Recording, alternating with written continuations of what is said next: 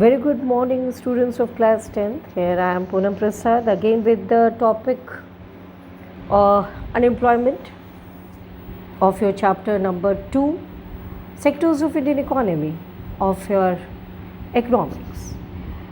Class, today we are dealing with a very important issue, and this is quite challenge in front of the Indian government. We call it as unemployment. Simple शब्दों में बेरोजगारी हम इसे कहते हैं. So in this particular topic we are going to start with the employment, its definition of employment with its two kinds. आप लोगों ने क्लास 9th में भी पढ़ा था about unemployment and its types. Here also we are going towards the unemployment and its type. So first of all, before I would like to go for the unemployment, just tell me, or just we have a small talk on what do you mean by the workforce, children. Workforce क्या है? People, simple, the people who are employed, children. These are called as productive, or you can say working class of the country, right? Productive people, or you can say the human resource which produced or which helps in the economic or generating the economic income for a country.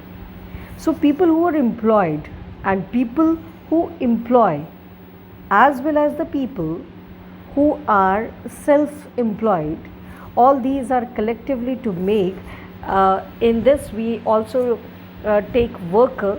So collectively these all are called as the workforce, children. इनको हम लोग क्या कहते हैं? Workforce.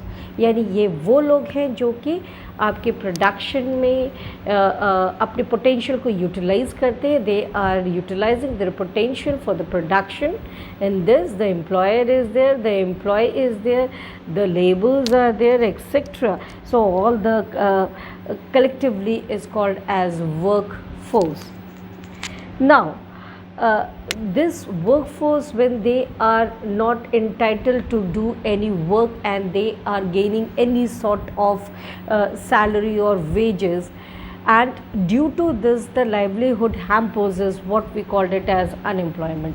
बेरोजगारी अभी का scenario of a country due to pandemic, you can say due to this corona period, or you can say in this corona period, ultimately what is the great impact on Indian economy? The great impact of Indian economy is go through with the unemployment. सबसे बड़ी मार जो पड़ी है वो किसके ऊपर पड़ी है? The productive section of the society, खासकर ऑर्गेनाइज सेक्टर्स में, या वो ऑर्गेनाइज सेक्टर्स जो कहीं ना कहीं प्राइवेट कंसर्न से जुड़े हुए थे. Is that clear? तो let's we have a talk on the definition of the unemployment. Children, if any volunteer person who wanted to do something, in terms of job or work, with its capability, with its potential, it may be the skilled or unskilled, and predefined, with the predefined wages. But children, the person is not able to get the job. Such type of person is what we called it as unemployed, and the situation is called as unemployment. बेरोजगार और बेरोजगारी, यानी वह व्यक्ति जो चाहता है काम करना, एक सेट ऑफ वेजेस, वेतन पे, लेकिन किसी कारण से उसे जॉब नहीं मिल पाती या वो नहीं कर पाता, जिसके वजह से उसका जीविकोपार्जन पे जो जीविकोपार्जन है वो कहीं ना कहीं उसका उस पर इफ़ेक्ट आता है, उस पर उसको प्रॉब्लम होता है. The family scenario of a person, या हम कह सकते हैं the person is not able to generate any amount, single penny, then it is what we called it as the person is called it as unemployed, and the situation is called as unemployment. So there are the two types of unemployment which we are going to see in this topic, present topic. It is open and disguised unemployment. students, job, everywhere we need what? Job. Simple. If we are defining the open unemployment, here simple, open का मतलब जो दिख रहा है, it means the person is not able to get any job in hand and it is not able to earn anything. It is clearly visible. It means it is clearly visible. It means the person is unemployed, the person is not gaining any penny. It means it is clearly defined, it is clearly visible. Then this is what we called it as open unemployment. ये दिख रहा है. इसका effect या impact क्या पड़ेगा production पे? अगर ज़्यादा से ज़्यादा व्यक्ति अनएम्प्लॉयड होते हैं तो अल्टीमेटली इसका असर पड़ेगा. It put more and more effects on the production as well as it put more and more effects on the earnings also, है ना. सिंपल, अगर एक कारखाना है उसमें से किसी कारण से 20 व्यक्तियों का काम लेकिन 10 को निकाला जा रहा है, तो अल्टीमेटली और उसी 10 को निकालने के बाद जो अन्य 10 है उनके ऊपर उन 10 व्यक्तियों या वर्क का भी, वो 10 व्यक्तियों यानी कि 10 जो आपके लेबर्स थे उनका भी बोझा पड़ा. तो अल्टीमेटली क्या हुआ कि ultimately it leads towards the you can से हैम्पर इन द प्रोडक्शन. ये हैम्पर होगा. तो अल्टीमेटली हम कह सकते हैं, जिससे अभी का बहुत अभी के इस कोरोना काल में बहुत सारे ऐसे ऑर्गेनाइजेशन थे जिन्होंने अपने जो 50% वर्कफोर्स पे उन्होंने काम कराया है अपनी इंडस्ट्री में, जबकि उसकी पोटेंशियल थी वो 80 वर्कफोर्स का, यानी 80 एम्प्लॉय होना चाहिए था एम्प्लॉयज़ को, बट वहाँ पे उन्होंने 30 या 40 यानी इट मीन्स डिडक्शन ऑफ 50% पे. क्यों? क्योंकि वो जानते थे कि अगर ज़्यादा लोगों को रखा जाएगा तो ज़्यादा सैलरी मिलेगी, अगर हम कम लोगों को रखा जाएगा तो हम उनको क्या कहते हैं, हम उनको आधी ही सैलरी देंगे, यानी कि 50% people they can earn the 50% of the salary. तो अल्टीमेटली ये कहीं ना कहीं स्ट्रैटेजी थी of the strategy of owner you can say. So ultimately ये दिख रहा है, it is open. तो वो जो 40 people थे out of 80, जो 40 को काम मिला लेकिन 40 को रोक दिया गया, उनको काम नहीं मिला, तो they are considered as a open unemployment. तो इसका सीधा सीधा असर किसके ऊपर पड़ेगा बेटा? प्रोडक्शन पे. ना if we are talking about disguised unemployment, disguised का मतलब होता है छुपा हुआ बेटा, है ना, under the well. So in this if you are talking about the situation where the people are working, people काम तो कर रहे हैं, the people are working apparently, but all of them are made to work less than their potential children. Somewhere somehow it is hidden. वो था open, ये है hidden. वो विजिबल था, ये छुपा हुआ है. If a few person it's move out from the working place, it will not affect the production. Therefore it is also called as underemployment. इसको समझाने के लिए मैं आपको एक छोटा सा एग्जांपल दूँगी. आपका फील्ड है, फील्ड की प्रोडक्टिविटी फॉर एग्जांपल 10 टन्स की है. फील्ड है, फील्ड की प्रोडक्टिविटी 10 टन्स की है. ठीक है बेटा.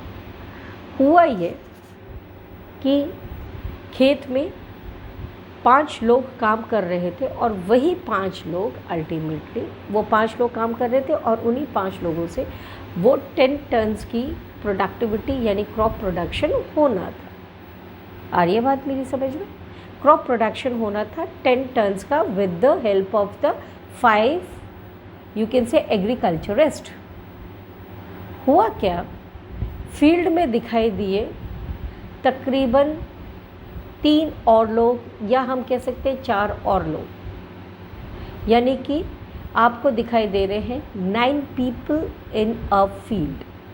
9 लोग फील्ड में दिखाई दे रहे हैं बेटा. 5 लोग काम कर रहे हैं, 4 लोग एक्स्ट्रा हैं.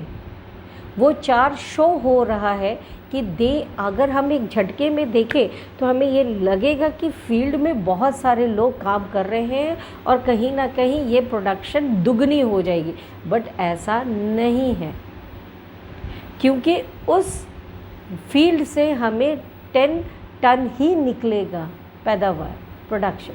तो इसका मतलब अगर हम 5 लोगों को रखें और 4 लोगों को हम बाहर निकाल दें, यानी 4 लोग काम ना भी करें, तो भी उस फील्ड की प्रोडक्टिविटी या उस फील्ड के प्रोडक्शन में कोई भी यू कैन से चेंजेस नहीं होंगे, यानी फील्ड का प्रोडक्शन कहीं भी इफ़ेक्ट नहीं होगा। आया समझ में? तो this is what we called it as disguised unemployment. आपने कभी कभी देखा होगा कि सिटी एरियाज़ वगैरह में प्लम्बर आते हैं, है ना, काम एक ही व्यक्ति कर रहा है लेकिन दूसरा उसके साथ बैठा होता है, वो थोड़ा बहुत काम उनको दिखाता है, अल्टीमेटली होता कि थोड़ा बहुत काम करता है। लेकिन हम लोग जैसे प्लम्बर ने कहा 300 रुपये, तो उस 300 रुपये में जो काम है वो 300 रुपीज़ है बेटा, है ना। यहाँ पे ये नहीं हुआ कि उस व्यक्ति का भी उसने पैसा इन्वॉल्व किया, वो बेशक वो बाद में देगा नहीं देगा, इट डिपेंड्स। लेकिन क्या हुआ कि वहाँ पे काम कौन कर रहा था? Only a single plumber is there, लेकिन वो अपने लिए दूसरा भी लेकर आया। तो दैट जो second one is that second person is called as your disguised unemployment. वो दिख रहा है कि वो अंडर एम्प्लॉयड है, लेकिन वो अपने पोटेंशियल से काम भी कर रहा है, लेकिन उसको उसके हिसाब से पैसा नहीं मिलेगा बेटा। आई बात समझ में? तो सबसे ज़्यादा प्रिवलेंट जो ये डिस्गाइज्ड अनएम्प्लॉयमेंट है, ये सबसे ज़्यादा कहाँ पे है? ये है आपके रूरल इंडिया में या रूरल प्लेस में, जहाँ पे खासकर एग्रीकल्चर। ये एग्रीकल्चर में जहाँ पे मैंने जैसे एग्जांपल दिया था कि फील्ड, एग्रीकल्चर फील्ड में यू कैन फाइंड आउट, हाँ किसान है, किसान की पत्नी भी काम कर लेती, किसान के बच्चे भी काम कर लेते, लेकिन मुख्यतः काम कर कौन रहा है? किसान। तो अगर किसान नहीं रहेगा या किसान किसी कारण से काम नहीं कर पाया तो उसका सीधा असर प्रोडक्शन पे पड़ेगा। लेकिन अगर किसी कारण से उसके बच्चे या उसकी पत्नी नहीं रहेंगी तो हो सकता है उसके वजह से प्रोडक्शन पे ज़्यादा असर ना पड़े। अब सबसे बड़ी बात ये आती है बच्चों कि अब इन लोगों को हम क्या करें? हम बच्चों की बात नहीं कर रहे, क्योंकि जो चिल्ड्रन है वो ऐसे भी, हम 18 साल से कम उम्र के बच्चों को हम वर्कफोर्स में नहीं लगाते। They are not considered as a productive people of a country, है ना। वर्किंग पॉपुलेशन नहीं है, वर्किंग पॉपुलेशन 18 एबव होते हैं। तो अगर हम ये कहें, जो फिर भी पत्नी कैसे अपने आप को अर्न करेगी? क्योंकि डिस्गाइज्ड अनएम्प्लॉयमेंट में कहीं भी मनी रेजिंग नहीं है। मनी तो एक ही को रेज करना और वो है farmer.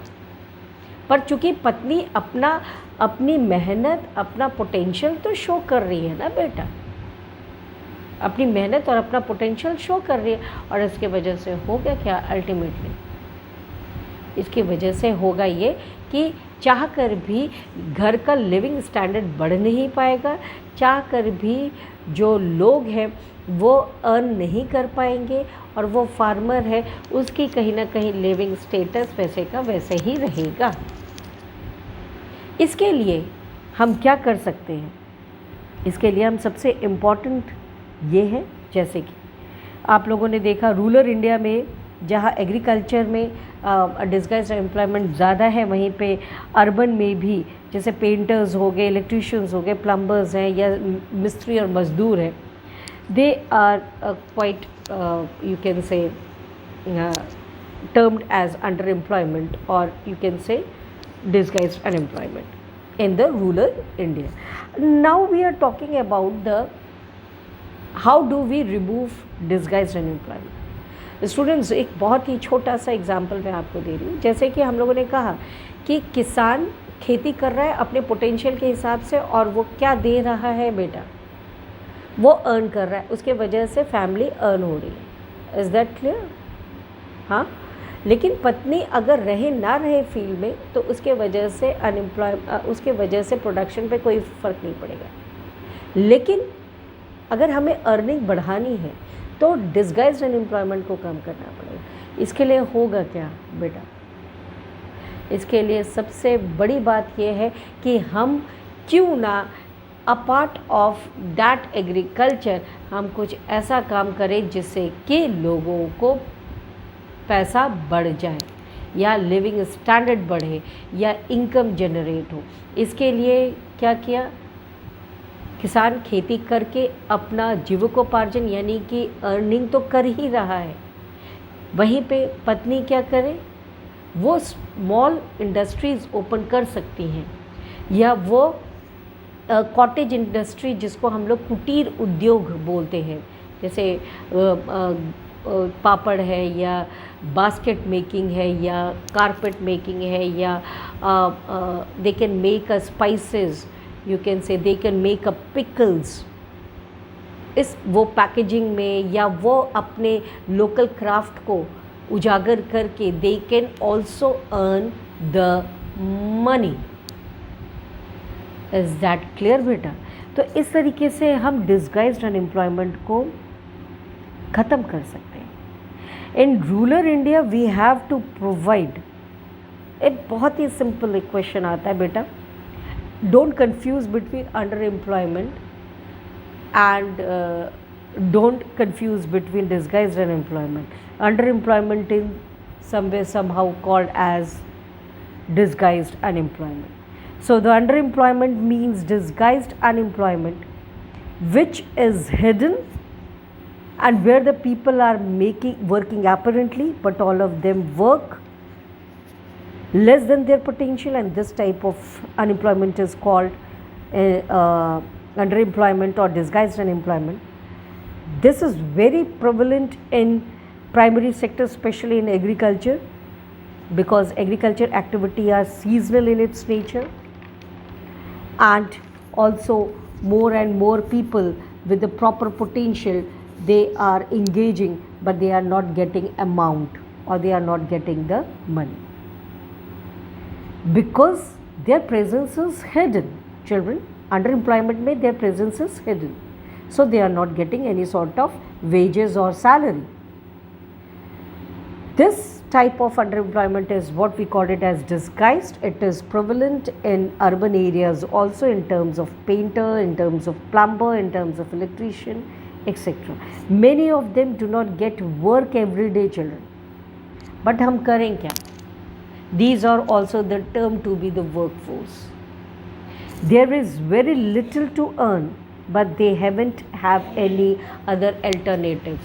By this we can say that the disguised unemployment, ये हमारी एक अगर एक पेंटर है वो 2 दिन काम उसको मिला है, तीसरे दिन वो बैठा हुआ है, तो he considered himself as employed. Children, is that clear? How do we remove disguised unemployment? We remove disguised unemployment in agriculture sectors by providing the loans. It means the government or the bank should provide the loans to facilitate them. किसको बेटा? Facilitate the farmers, चाहे वह अपने seeds के लिए, tube wells के लिए, कुएँ खोदने के लिए, and they also give them the money or the loan to make the farmer self reliant, और जिसके वजह से वो जो कर्ज के जंजाल में फंसे होते हैं उससे वो हट जाए बेटा, ठीक है ना?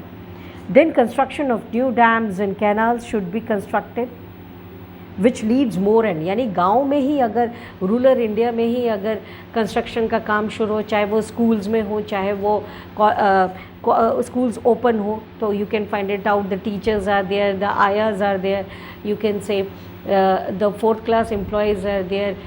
तो इसके वजह से क्या होगा, वो वर्कफोर्स और ज़्यादा बढ़ेगा और मोर एंड मोर एम्प्लॉयमेंट आकर होंगे. Canal system, new dams should be opened और कंस्ट्रक्टेड.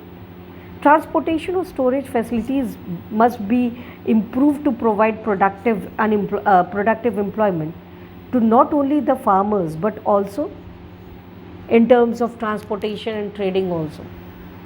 ट्रांसपोर्टेशन को ओपन करें, रीजनल टूरिज़्म को बढ़ावा दें, यानी कि गांव को इस तरीके से हम कन्वर्ट कर सकते हैं पर्यटन में कि लोग गांव की दुनिया को जीने के लिए आ सके। जैसे कि राजस्थान में आप लोगों ने चौकीदानी देखी होगी। गांव के लोकल क्राफ्ट्स को और ज़्यादा ओपन किया जाए। कॉटेज इंडस्ट्री के लिए सरकार या ग्रामीण बैंक ज़्यादा से ज़्यादा लोन प्रोवाइड करें, स्पेशली विमेन सेक्शन को, क्योंकि वो सबसे ज़्यादा डिस्गाइज्ड अनएम्प्लॉयमेंट में हिस्सेदारी उनकी होती है। एक बहुत ही इंपॉर्टेंट क्वेश्चन आता है बेटा, ये सारे क्वेश्चंस बहुत इंपॉर्टेंट हैं। The next important question in front of you is that how do we create more money in rural as well as urban India. अगर हम मनी की बात करें, अगर हम if we are talking about income, more and more employment, more and more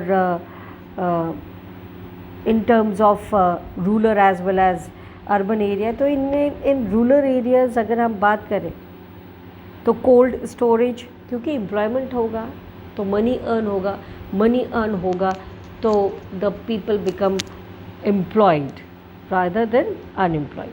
By opening of cold storage, बेटा cottage industry को improving, scientific organic farming, local crafts is they are making of roads, dams, setup of small scale industries in rural India।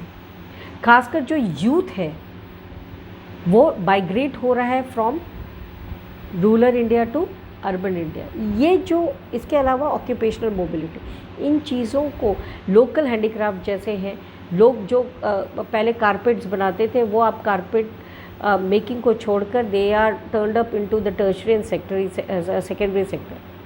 तो उनको इस तरीके से सहूलियत और दी जाए, सब्सिडीज़ दी जाए इन मेकिंग, या लोन्स प्रोवाइड हो, जिससे कि so that they can make more and more, you can से एडवांस लेवल पे वो कारपेंटर्स वो कारपेट मेकिंग कर सके और उसको सेल आउट कर सके, है ना।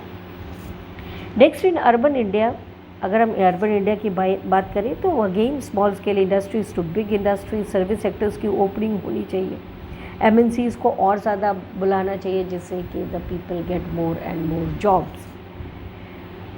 इन terms of public and private sector में, और government policy should be implemented to reduce educated unemployment, क्योंकि शहरों में तो सबसे ज़्यादा जो प्रॉब्लम है वो एजुकेटेड अनएम्प्लॉयमेंट की है।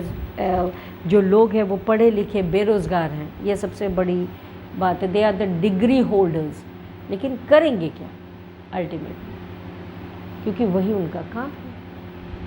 अगर वो डिग्री एजुकेशन लेकर अगर वो they are not gaining any type of job, तो हम कह सकते हैं they are not gaining any type of job, तो हम ये कह सकते हैं कि ये सबसे बड़ा पैथेटिक सिचुएशन है फॉर अ कंट्री के लिए, खासकर डेवलपिंग कंट्री जो इंडिया अभी अग्रसर हो रहा है towards economic development. Now what are the steps taken by the government to enhance the employment in rural areas. बेटा आपने नरेगा के बारे में पढ़ा होगा, national rural employment guarantee act 2005 सितंबर में 2005, बट जो इम्प्लीमेंट हुआ था सितंबर 7। जो संपूर्ण Grameen Rozgar Yojana is there and national food for work programme, these are the important policies given by the government. But ये पॉलिसीज़ बनाई जाती है principle wise, but practical it is not properly implemented. तो strict implementation should be there for the eradication of unemployment in India. Students, right to work. Right to work means what? It is referred to as right to work. NREGA is referred to as right to work. In terms of this act gives a right to work because it guarantees 100 days of employment per year to a person, especially in rural areas. If the government has failed to provide jobs to a particular person in a limited span of time in a year, then the government is liable to give employment allowances to a person. Is that clear? So ultimately it leads towards it is a right to work. ये बहुत सारे ऐसे policies and programmes हैं, लेकिन children situation वही की वही है। हाँ, हम इस सिचुएशन में एक और को ऐड करेंगे, दैट इज़ पॉपुलेशन एक्सप्लोजन। और ये पॉपुलेशन एक्सप्लोजन इतना तगड़ा है कि जिसके वजह से हम ये कह सकते हैं कि resources are not equally distributed among the people of a country, और कहीं ना कहीं ये economic inequality, social economic inequality enhance करता है, एम्प्लॉयमेंट को कम कर अनएम्प्लॉयमेंट पॉवर्टी को और ज़्यादा बढ़ाता है। तो ultimately it leads towards a great challenge in front of the government of India. बेटा नेक्स्ट क्लास में हम लोग पढ़ेंगे about the education, about health, all these are health education as important challenge in front of Indian government. ठीक है, by this kindly watch the video carefully and thank you children, thank you very much.